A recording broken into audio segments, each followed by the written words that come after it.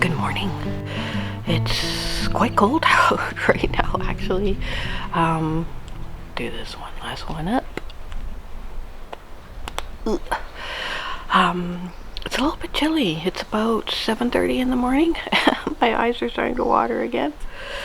The owner was here with his brother for the entire week, just fixing things, getting things ready for the summer.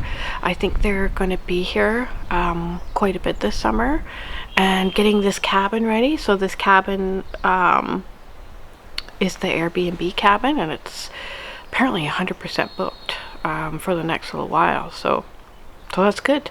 But yeah, they put in new stove, new fridge, new everything. So they were getting that all sorted. New wood stove. Yeah, so the cabin's been updated quite a bit.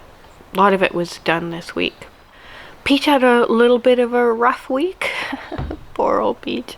As many of you know, Peach is reactive she's reactive to dogs. I don't know if she's so much reactive to humans. Like, she'll ignore humans, but if a human approaches her, then she is like, stay away from me. But yeah, she's reactive to dogs, and there were a number of dogs on the property last week, so she had a bit of a rough week. She was inside a lot. She didn't get out as much. So yesterday was our first day without people on the property for a long time, probably almost 2 weeks.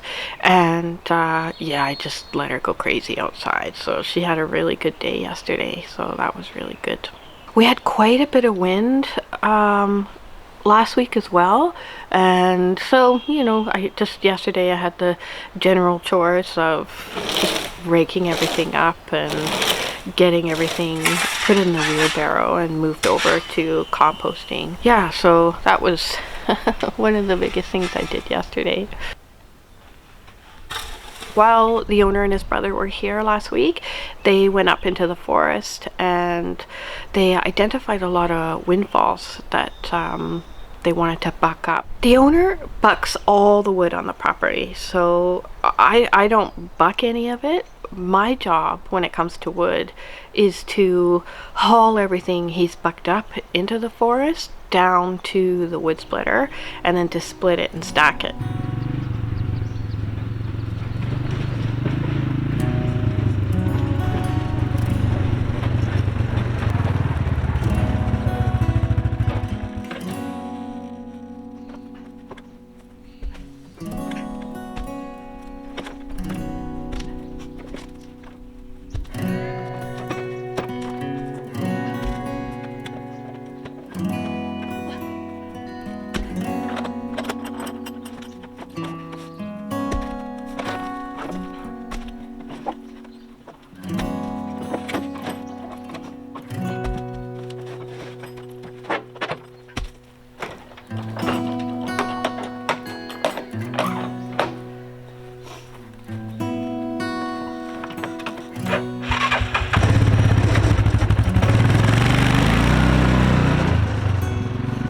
I think I did about 7 or 8 trips. Yeah, 7 or 8. So now I have piles of rounds, two big piles of rounds to split up and stack.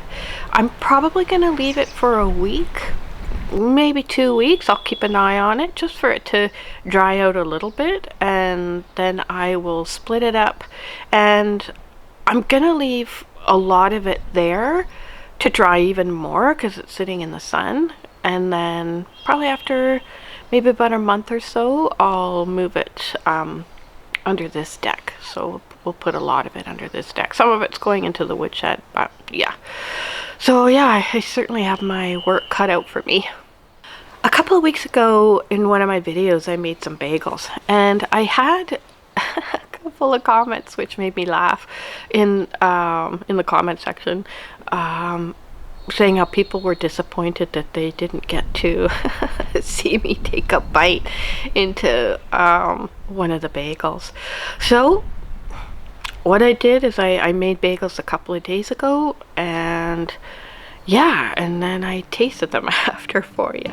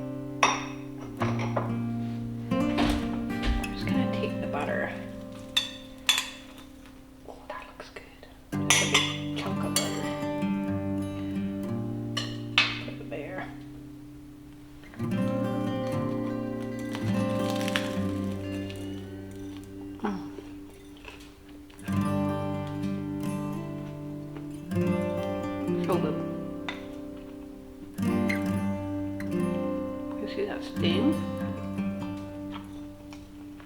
I don't know if you can see that steam coming off of it, but yeah, it's pretty hot. But there's nothing better than freshly baked bagels or bread with real butter. Yum.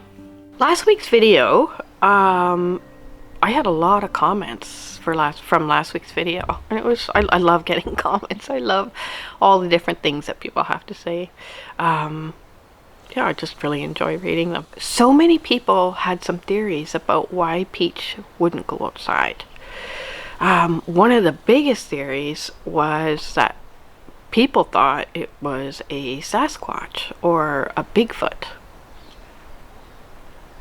But I'm almost disappointed to tell you that it was indeed a very large, very big black bear. I think it's the same black bear that we saw at the first week of April last year.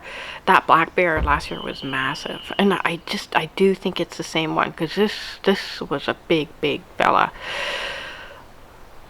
I saw him like the day after that video came out. The next morning he showed up. I was actually just standing in the kitchen, and I looked out and I saw this massive black furry rump just heading behind the generator building.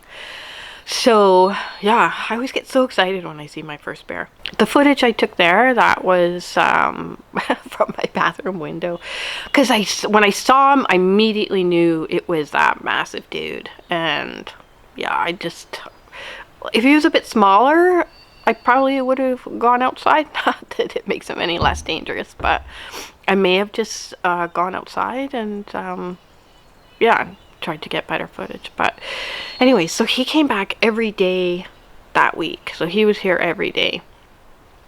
On the day that the owners were supposed to arrive, he just was hanging around, and I needed to get outside and get the house ready. I had to get the wood stove started in there. There was a bunch of stuff I had to get done.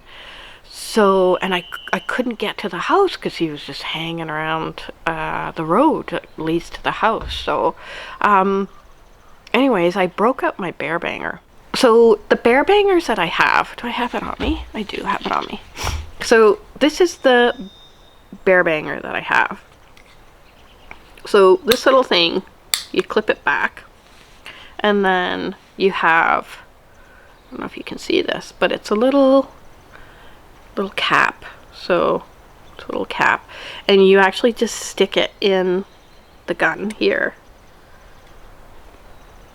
Yeah, so it sticks in there, and then you click, and then you bang, right? So I'll show you how that sounds.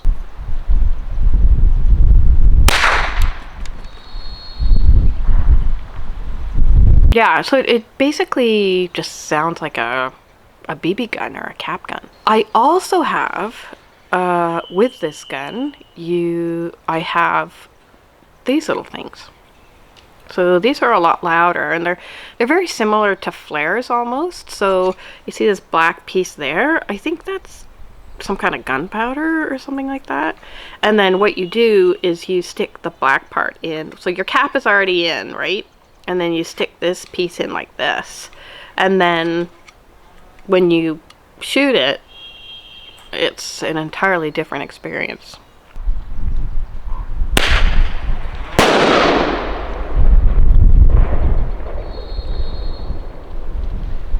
So I needed to get rid of that bear. So I first tried just the cap, and I shot probably 3 of them. And he just stood there and watched me like he didn't care. Like he just could care less.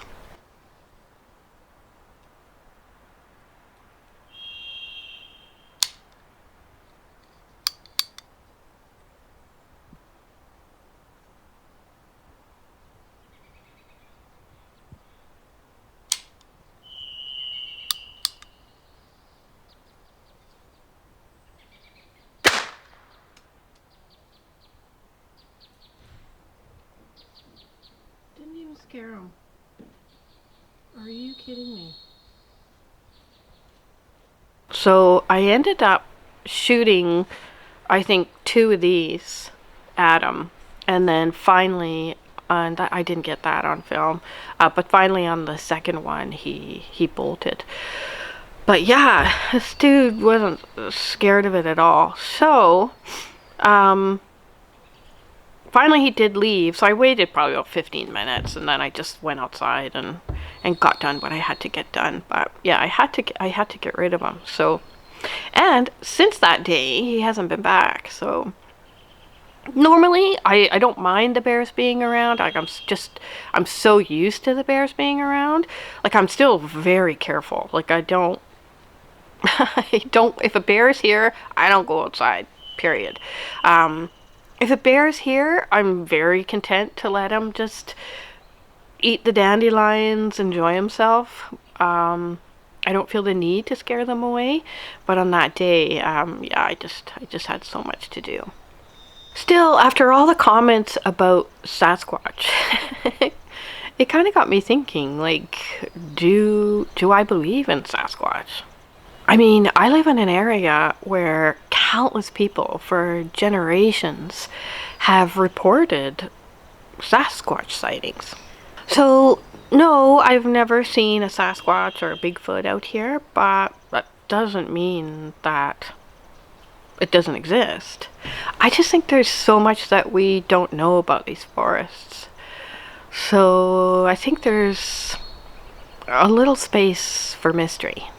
The name Sasquatch comes from the Halkomelem word Saskats, which means wild man or hairy man. The term is used by the Chehalis people in southwestern British Columbia. These stories aren't just spooky tales around a campfire. They've been passed down through generations by First Nations communities who have lived alongside these forests for centuries. For more than 100 years, massive human-like footprints have been discovered across British Columbia and the Pacific Northwest, some measuring over 16 inches long.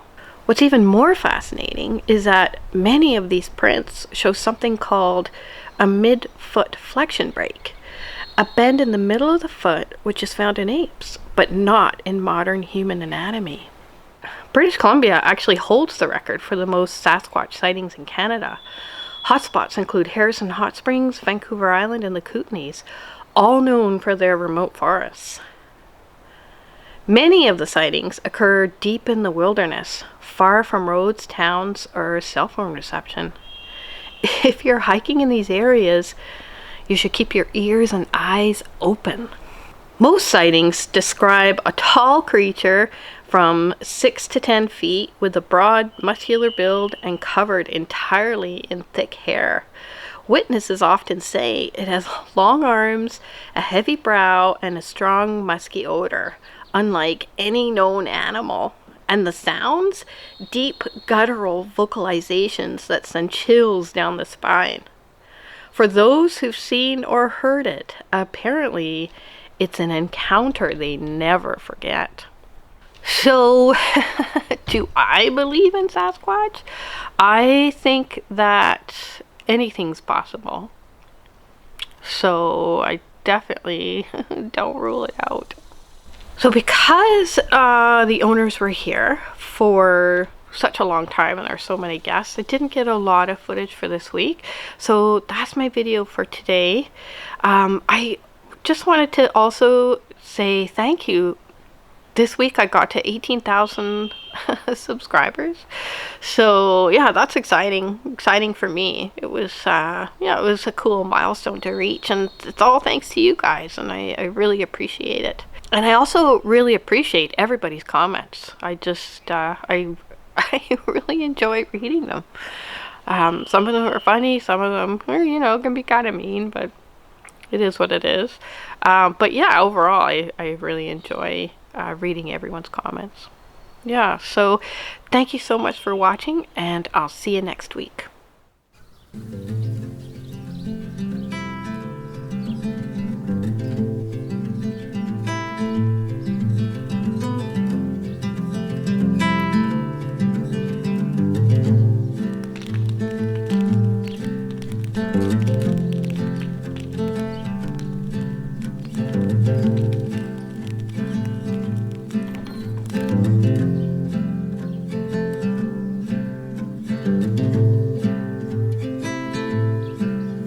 Mm-hmm.